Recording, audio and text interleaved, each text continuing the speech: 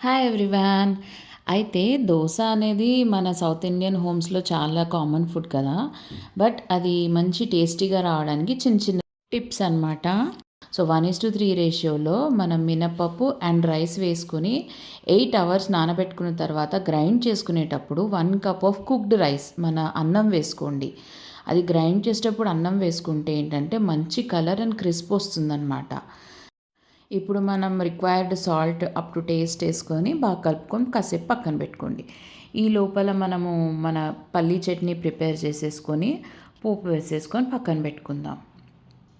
Next మనం దోస వేసేటప్పుడు ప్యాన్ని first high ఫ్లేమ్లో పెట్టి ఇలా ఆనియన్లో కొంచెం ఆయిల్ వేసి అది బాగా రుద్దిన తర్వాత కొంచెం వాటర్ వేసి టెస్ట్ చేయండి.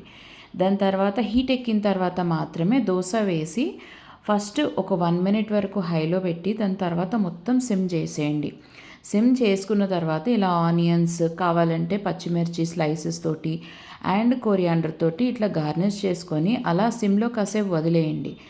సో మెల్లగా అదే ఎడ్జెస్ నుంచి పైకి లేస్తుంది. ఇప్పుడు మీరు ఆప్షనల్ తిరిగేసుకోవాలనుకుంటే తిరిగేయచ్చు, లేదా ఫ్లిప్ చేయకుండా అలాగే ప్లేట్లో కూడా సర్వ్ చేసుకోవచ్చు.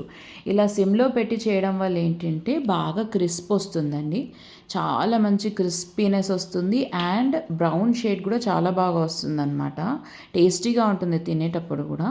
వేసేటప్పుడు మాత్రం హైలో పెట్టండి. వేసిన తర్వాత మాత్రం వెంటనే సిమ్లోకి మార్చి ఒక 5 to 6 మినిట్స్ వరకు అలా వదిలేయండి. అది మాడకుండా క్రిస్ప్ అయిపోతుంది.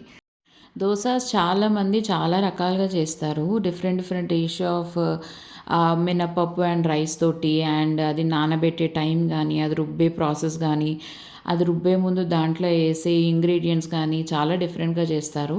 ఇది మాత్రం most easiest and common recipe for crispy dosa.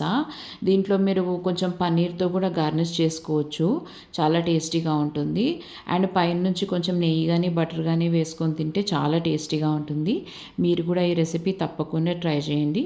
ఇలాంటి మోర్ రెసిపీస్ అండ్ టిప్స్ కోసం do follow my channel. Thank you so much for watching.